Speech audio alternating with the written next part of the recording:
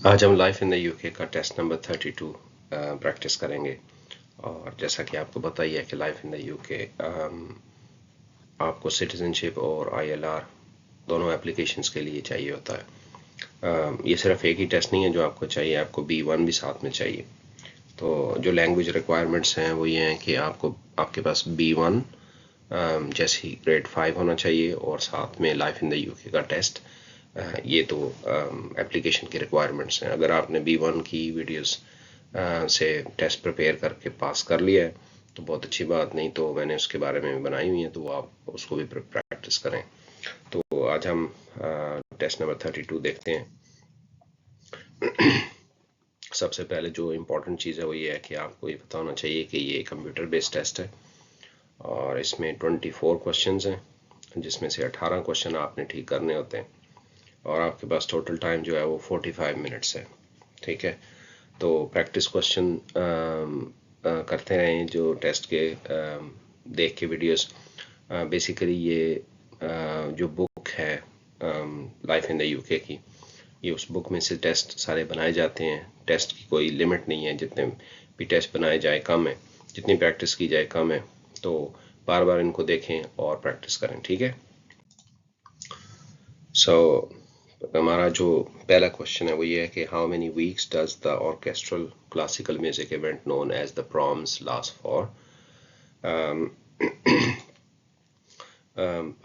ये जो एक फेस्टिवल है प्रॉम्स, इसका नाम है, ये म्यूजिक फेस्टिवल है। ऑर्केस्ट्रल म्यूजिक कहते हैं जिसमें ऑर्गन्स होते हैं, वायलिन वगैरह या इस तरह वो चीज़ें बजाई जाती हैं। तो ये एक फेस्टिवल है जो कि हर साल होता है। ये कितने वीक्स पे मुश्तमिल है? 3 वीक्स, 4 वीक्स, 6 वीक्स या 8 वीक्स? तो इसका करेक्ट आंसर जो है वो 4 वीक्स है। ठीक है, तो इसको द प्रॉम्स कहते हैं। कभी कभी क्वेश्चन यूँ भी आता है कि ऑर्केस्ट्रल म्यूजिक का जो फेस्टिवल 4 वीक्स पे होता है उसका नाम क्या है, तो फिर उस केस में आपको प्रॉम्स चूज करना पड़ेगा। दूसरा क्वेश्चन है कि when did king Charles III start raining. King Charles III ये किंग है जो कि अभी क्वीन एलिजाबेथ की डेथ के बाद बना है, आजकल जो किंग है। तो ये कब किंग बना, कब से इसने यानी किंगशिप शुरू की? इन 2020, 2021, 2022 या 23? तो इसका करेक्ट आंसर जो है वो 2022 है। ठीक है, थर्ड आंसर ये वाला। तो इसके नाम में चार्ल्स III है, तो ये आप इसमें से एक माइनस कर लें तो पीछे 2 रह जाता है। सो आपको ये याद रखना है कि ऐसा ऑप्शन चूज करना है जिसके आखिर में 2 आए। ठीक है, next question, what did the chartist campaign for. Okay, सबसे पहले तो आपको ये याद रखना होगा, बुक अगर आपने ना पढ़ी हो तो फिर बाज़ औक़ात कुछ क्वेश्चंस को एक्सप्लेन करना पड़ता है। चार्टिस्ट जो हैं वो कुछ लोग थे जिन्होंने वोटिंग के लिए कोशिश की, मुहिम चलाई, कैंपेन की। कैंपेन का मतलब होता है जैसे आप अपने राइट्स के लिए बाहर निकलते हैं और कहते हैं हमें भी ये इस चीज़ का राइट दिया जाए। तो ये पहले ज़मानों की बात है कि उन एक ग्रुप था जो चार्टिस्ट जिसको कहते थे। तो जिस तरह औरतों ने अपने वोट के लिए आवाज़ उठाई और इस तरह बाकी लोगों ने भी, तो ये लोग थे। तो ये वो कौन लोग थे, इन्होंने किन लोगों के लिए वोट के लिए आवाज़ उठाई? The right to vote for women over 30 years old, 30 साल से ऊपर की जो women हैं उनके लिए वोट का। The right to vote for the working classes and other people without property, जो वर्किंग क्लासेस थे उनके लिए, या जो लोग प्रॉपर्टी जिनके पास नहीं थी यानी जो जागीरदार नहीं थे। The right to vote for women and men over 30, दोनों मर्द और औरतों दोनों के लिए जिनकी उम्र 30 साल से ऊपर हो। The right to vote for every citizen. तो इसका करेक्ट आंसर जो है वो ये है कि the right to vote for working classes. Basically Chartist जो थे वो वर्किंग क्लासेस थे। तो आप ये देख लें कि वर्किंग क्लास में भी क्लास है, सी से स्टार्ट होता है, चार्टिस्ट भी सी से स्टार्ट होता है। तो आप यूँ समझ लें कि वर्किंग, जब भी आपको ऑप्शन आएगा आपको वर्किंग क्लास आएगा। ठीक है, तो सेकंड नेम और इसका नेम सेम लेटर से शुरू होते हैं।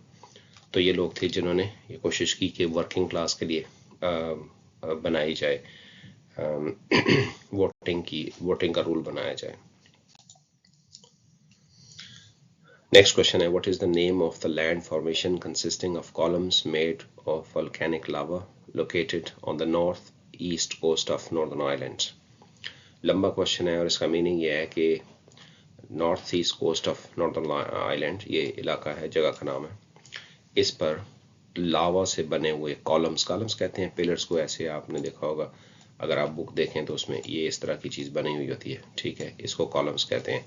इस तरह का एक स्ट्रक्चर है, ठीक है, ये ऐसे बहुत सारे जुड़े हुए, मिलियंस ऑफ them। तो ये लावा से बने हुए इस तरह के कॉलम्स, पिलर्स कह लें, north east coast of northern island. तो इनका नाम क्या है, यानी उस जगह का नाम क्या है? Eden project, the giants causeway, और लॉक लमेंड या स्नोडोनिया। तो इसका करेक्ट आंसर है द जायंट्स कॉजवे, ठीक है। तो आपने ये चूज कर लेना है। और बाज़ वक़्त ये भी क्वेश्चन आ जाता है, द जायंट कॉजवे जो है वो किस कंट्री में, नॉर्दर्न आयरलैंड में है, इंग्लैंड में है, वेल्स में है, स्कॉटलैंड में है। तो ये आपको क्वेश्चन को जिधर से भी आए आपको पता होना चाहिए कि आंसर क्या है। Members of the public are not allowed in youth courts, and the name or the photographs of accused young person cannot be published in newspapers or used by media. अब इस क्वेश्चन का आपको थोड़ा सा समझना है। जो लोग यूथ कोर्ट का मतलब होता है अगर ऐसी कोर्ट्स जिसमें 18 साल से कम उम्र के लोगों के केस सुने जाते हैं, यानी कि अगर कोई 18 साल से नीचे है और उसने कोई क्राइम किया है तो उसका केस नॉर्मल कोर्ट में नहीं चलेगा, उसका केस यूथ कोर्ट में चलेगा। तो क्वेश्चन ये है कि इस तरह की जो यूथ कोर्ट जिसमें यंग पीपल का केस चलता है उसमें पब्लिक को आना अलाउ नहीं है, और जो मुजरिम है यानी जो यंग पर्सन जो क्रिमिनल है, करप्ट, जिसने जुर्म किया है, उसका फोटोग्राफ भी नहीं अखबारों में छप सकता और उसका नाम भी नहीं छप सकता। क्या ये बात ठीक है कि गलत है? तो ये ट्रू है बिल्कुल। और उनका नाम नहीं आता, उनकी फ़ोटो नहीं आती, वरना नॉर्मल कोर्ट्स में तो आप भी जाके बैठ के, कोई भी बैठ के केस देख सकता है, जैसे आपने फिल्मों में देखा होगा कि केस चल रहा होता है, पीछे लोग बैठे होते हैं। तो ये वो वाली सिचुएशन है। नेक्स्ट क्वेश्चन है, काफ़ी लंबा क्वेश्चन है। A set of principles by which a country is governed. मैं इसको जो पढ़ता हूँ साथ साथ ही आपको ट्रांसलेशन भी कर देता हूँ। A set of principles by which a country is governed, एक कायदे कानून का एक, आप किताब कह लें, ग्रुप कह लें, जिससे एक मुल्क को चलाया जाता है, which includes all the institutions, जिसमें तमाम इन इदारों के लिए, इंस्टीट्यूशंस के लिए कवानीन होते हैं, that are responsible for running the country, वो तमाम इदारे जो कंट्री को चलाते हैं, and how their power is kept, और उनके पास क्या क्या इख्तियारात हैं, पावर हैं, in check is the definition for. तो ये जो एक सेट ऑफ प्रिंसिपल्स है, इसको क्या कहते हैं एक वर्ड में? रेवोल्यूशन, और सॉरी ये वैसे मैंने चेक कर दिया है, कॉन्स्टिट्यूशन, मॉनर्की या डेमोक्रेसी। तो इसका जो आंसर है वो है कॉन्स्टिट्यूशन, ठीक है। कॉन्स्टिट्यूशन आइन को कहते हैं। ये एक ग्रुप ऑफ प्रिंसिपल्स होते हैं, कानून होते हैं, ठीक है। बाज़ कंट्रीज के लिखे हुए थे, बाज़ के नहीं होते। यूके के लिखा हुआ रिटन कॉन्स्टिट्यूशन नहीं है, बाज़ कंट्रीज का रिटन फॉर्म में होता है, वो एक बुक होता है। Next, when did Emmeline Pankhurst die? Now अभी हमने पहले एक क्वेश्चन पढ़ा था चार्टिस्ट का। चार्टिस्ट वो लोग थे जिन्होंने आम आदमी के लिए और जो लोग जागीरदार नहीं थे उनके लिए वोट का हक मांगा था। एमेलिन पैंकर्स ने स्टार्ट किया था औरतों के वोट के लिए जदोजहद, कोशिश स्टार्ट की थी। तो ये डाई कब हुई, मरी कब? 1928, 35, 36 या 30 में। तो इसका करेक्ट आंसर है 1928। नेक्स्ट क्वेश्चन है, which two houses were confronted during the wars of roses? ये आपको याद रखना होगा, बहुत इंपॉर्टेंट क्वेश्चन है। वॉर्स ऑफ रोजेज हुई थी यूके के अंदर, बहुत पहले की बात है। तो उसमें कौन से दो हाउसेस का आपस में टकराव हुआ था? हाउसेस का ये मतलब नहीं है जैसे कि आजकल जिसको हम कहते हैं हमारा हाउस है 3 बेडरूम 4 बेडरूम या 2 बेडरूम, ये वो वाला हाउस नहीं है। हाउस का यहाँ मीनिंग है खानदान। तो दो यूनाइटेड किंगडम के अंदर दो खानदान थे जिनकी आपस में 30 साल तक लड़ाई हुई, जंग हुई, लोग मरे दोनों तरफ, सिर्फ ये डिसाइड करने के लिए कि कौन किंग होगा, ठीक है। यानी एक खानदान कह रहा था कि हमारा जो ये लीडर है ये किंग बनना चाहिए पूरे यूके का, दूसरा कहता था नहीं हमारा होगा। तो आपस में लड़ाई हो गई। तो वो कौन कौन से हाउसेस हैं? The house of Lancaster, the house of Leicester, the house of Canterbury, the house of York. तो इसका करेक्ट आंसर है the house of Lancaster and the house of York. इन दोनों का वॉर्स ऑफ रोजेस हुआ था आपस में। उसको वॉर ऑफ रोजेस इसलिए कहते हैं कि दोनों हाउसेस का सिंबल रोज था, एक का रेड रोज एक का वाइट रोज। तो कभी कभी ये भी क्वेश्चन आता है कि कौन से हाउस का कौन सा सिंबल था, रेड रोज किसका था और वाइट रोज किसका था, तो उसको भी आपने याद रखना होगा। What is the national anthem of the UK? National anthem कौमी तराने को कहते हैं, ठीक है। हर कंट्री का एक एंथम होता है, जैसे वो इम्पोर्टेंट ओकेजन्स पर बजाया जाता है, चलाया जाता है। जैसे आप देखते हैं कि ओलंपिक्स होती हैं या कोई और होते हैं, उसमें जब कोई खिलाड़ी जो है वो गोल्ड मेडल जीतता है तो उसको जब प्रेजेंट किया जाता है मेडल, फिर उसके बाद उसकी कंट्री का नेशनल एंथम चलाया जाता है। तो यूके के नेशनल एंथम का नाम क्या है? God save the king, God save the queen, United kingdoms या गॉड सेव द लैंड? तो इसका आंसर है गॉड सेव द किंग। जब क्वीन थी तो उस वक्त गॉड सेव द क्वीन था, अब God save the king. Next, who was the first woman to become the prime minister in the UK? UK की सबसे पहली वुमेन प्राइम मिनिस्टर कौन थी? ये आपने याद रखना है, जेके राउलिंग या Margaret Thatcher, Jane Austen, Hillary Clinton. So Hillary Clinton का तो यूके के साथ कोई ताल्लुक नहीं है, ये तो अमेरिकन है, ये बिल क्लिंटन की वाइफ है। जेन ऑस्टिन राइटर थी, जेके राउलिंग हैरी पॉटर की राइटर है, तो करेक्ट आंसर है मार्गरेट थैचर, ठीक है। ये प्राइम मिनिस्टर, पहली वुमेन प्राइम मिनिस्टर थी UK. Next one, when did the Brexit referendum take place? Brexit कब हुआ?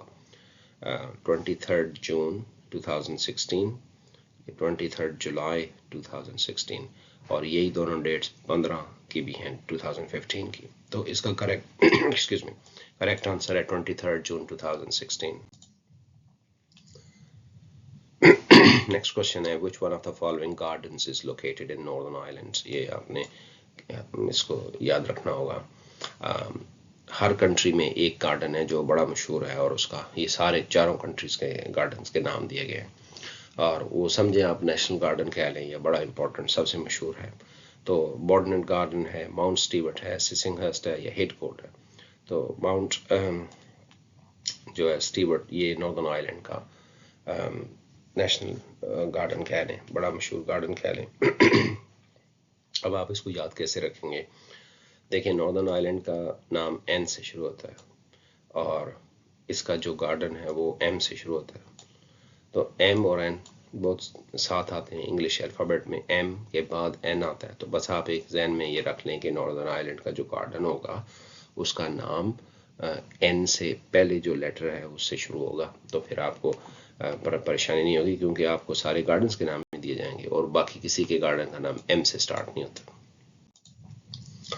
Next, when is the Mercury Prize awarded? Mercury Prize music के लिए दिया जाता है। Mercury म्यूजिक प्राइज कब दिया जाता है? हर साल होता है ये, जुलाई, अगस्त में, सितंबर या अक्टूबर में। तो ये इसका करेक्ट आंसर सितंबर है। Mercury म्यूजिक प्राइज सितंबर में अवार्ड किया जाता है। Which of the following statements is true? ये आपके साथ बहुत ज़्यादा लिंक करती है। इनमें से कौन सी स्टेटमेंट है जो वो ठीक है? To become to apply to become a permanent resident or citizen of the UK, you will need to have a university degree. अब यहाँ तक जो सेंटेंस है ना, मैं आपको बता रहा हूँ वो एक ही है, उसके बाद चेंजेस आ रही है, तो मैं इसको बार बार नहीं पढ़ता। तो यूके का परमानेंट रेजिडेंट बनने के लिए आपके पास यूनिवर्सिटी की डिग्री होनी चाहिए, या you will need to have good understanding of the life in the UK, या फिर आपको लाइफ इन द यूके की अच्छी समझ आनी चाहिए, या you will need to have British relatives, या आपका कोई बरतानवी रिलेटिव होना चाहिए, यानी आपका कोई चचा, मामू, कज़न होना चाहिए, और you will have to need to have knowledge of British laws, या बरतानिया के कानून का आपको पता होना चाहिए। तो आपको खुद ही पता है कि देखिए, आप में से कई लोग होंगे जिनका कोई रिश्तेदार यहाँ पे नहीं है, लेकिन वो फिर भी आए हुए हैं, रेजिडेंट बनेंगे या बन चुके हैं, ठीक है। तो ये नहीं हो सकता। यूनिवर्सिटी डिग्री का होना भी लाजमी नहीं है कि ये आपके दोस्त होंगे जिनके पास नहीं है। तो इसका करेक्ट आंसर ये है कि आपके पास लाइफ इन द यूके की अच्छी अंडरस्टैंडिंग होनी चाहिए, तभी तो ये आप टेस्ट कर रहे हैं। इस टेस्ट के अंदर पूरा यूके की लाइफ के बारे में, एक आप यूँ कह लें कि पूरी हिस्ट्री है उसके बारे में। तो ये हमारा आंसर नंबर 2 सही है। Who invented the cash dispensing या ATM ऑटोमेटिक टेलर मशीन और कैश पॉइंट? ये ATM से ये बनता है, अगर आपको ये नहीं पता था तो आज आप भी देख ले। ATM किसने बनाई, इनमें से कौन सा आदमी है? सर पीटर मैन्सफील्ड या जेम्स गुडफेलो या पैट्रिक स्टेप्टो या सर टिम्स बार्नली? तो ये जो जेम्स गुडफेलो है इसने कैश पॉइंट को बनाया। ठीक है, इसका ATM क्वेश्चन में आए या ऑटोमेटिक टेलर मशीन तो जेम्स गुडफेलो आपका चॉइस होनी चाहिए। What is the name of the only Grand Slam tennis event on grass? Grand Slam कहते हैं बड़ा मेगा टूर्नामेंट। तो इस क्वेश्चन का मीनिंग ये है कि टेनिस का सबसे बड़ा जो इवेंट है वो जो ग्रास पे खेला जाता है उसका क्या नाम है? The Australian Open, the Wimbledon Championships, the US Open, the Queen's Open. तो इसका आंसर है द विंबलडन चैंपियनशिप्स। ये आपको पता भी होगा, ये बहुत ही फेमस है। नेक्स्ट क्वेश्चन है what is the meaning of the term habeas corpus? ये बहुत इंपॉर्टेंट क्वेश्चन है, आपको ये बहुत अच्छी तरह से समझना पड़ेगा। ठीक है, you must present the person in the court, you must obey the law, you should go to the court, you should not be judged। तो इसका आंसर है you must present the person in the court. ठीक है, थोड़ा सा background इसका ये है कि पहले टाइम्स में ज़माने में कोई भी आदमी किसी पे भी जाके इल्ज़ाम लगा देता था कि इसने मेरे खिलाफ ये किया है और उसके ऊपर जज जो है उसकी बात सुन के फैसला दे देता था। लेकिन इस तरह बहुत सारा नाइंसाफ़ी हुई, बहुत सारा इनजस्टिस हुआ, तो फिर कानून बनाया गया कि अब आप किसी पर भी अगर आप इल्ज़ाम लगाते हैं, ब्लेम करते हैं, तो फिर उसको भी कोर्ट में you must present the person in the court, उस आदमी को कोर्ट में लाना पड़ेगा ताकि वो उसकी बात भी सुनी जाए कि वो क्या कहता है। तो ये बड़ा इंपॉर्टेंट कानून था, इसको हेबियस कॉर्पस कहते हैं। What is the name given to the candelabrum lit during the 8-day holiday of Hanukkah? Hanukkah Jewish festival है, यहूदियों का फेस्टिवल है, और इसमें जो सवाल ये है उसका ये मतलब है कि इनका 8 दिन का जो फेस्टिवल होता है उसमें वो जो 8 मोमबत्तियां जलाने वाला एक टूल है। ठीक है, वो एक टूल होता है जिसमें 8 मोमबत्तियां लगाई जाती हैं, हर रोज एक मोमबत्ती या कैंडल जलाई जाती है। तो उस चीज का नाम क्या है? मेनरा, दिवाली, रमजान या बैसाखी? तो उसका नाम है मेनरा। ठीक है, next question, which of the following statements is true? It is against the law to walk your dog on the beach। तो अगर आप बीच पे गए, कई दफ़ा आपने देखा कुत्ते वहाँ पे लोग चला रहे होते हैं, लेके जाते हैं, अगर ऐसा होता तो फिर ये वाला करेक्ट आंसर हो जाता। It is against the law to treat pet cruelly और नेग्लेक्टेड। आपका कोई पेट है, अगर आपने उसके ऊपर कोई जुल्म किया, अगर उसको नेग्लेक्ट किया, तो ये अगेंस्ट द लॉ है, ये करेक्ट आंसर है। लेकिन दो बाकियों को भी देख लेते हैं ताकि आपको पता हो कि कौन चीज़ें अगेंस्ट द लॉ नहीं है। It is against the law to take pets into public places. देखें, पार्क में जाते हैं, पब्लिक प्लेस है, कुत्ते नज़र आते हैं, किसी जगह पे वॉकिंग के लिए जाएं तो भी होते हैं, तो इसका मतलब ये है कि वो ये गलत आंसर है। It is against the law to feed your pet in public place में पेट को खाना खिलाना अगेंस्ट द लॉ है, तो ऐसी कोई बात नहीं है, ये आंसर है इसका।